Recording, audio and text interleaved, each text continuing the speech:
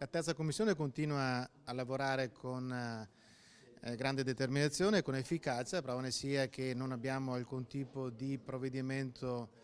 residuo, continuiamo a licenziare i provvedimenti man mano che ci vengono sottoposti o dai consiglieri regionali oppure dalla giunta regionale. In perfetta sinergia con l'ufficio di presidenza stiamo lavorando per dare risposte concrete ai veneti,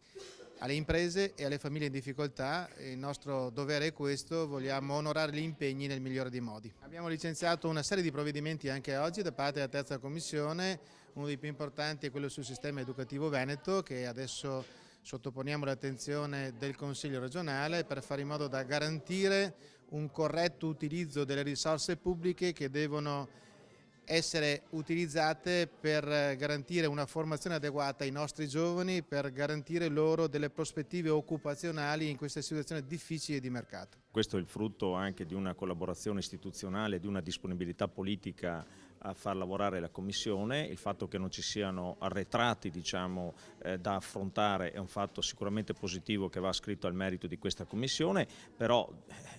l'altra faccia della medaglia è che il non aver arretrato nessuna delibera che attende anche un parere della Commissione sta a significare una cosa sola: la bassa produttività di una giunta che probabilmente è la più bassa della storia della Regione Veneto, sia in termini quantitativi ma purtroppo ai noi anche in termini qualitativi. Quindi da questo punto di vista a poco sono utili le polemiche sulla terza commissione che ha tante materie se poi alla fine abbiamo una giunta che non produce gli atti e non è efficiente come dice il suo Presidente.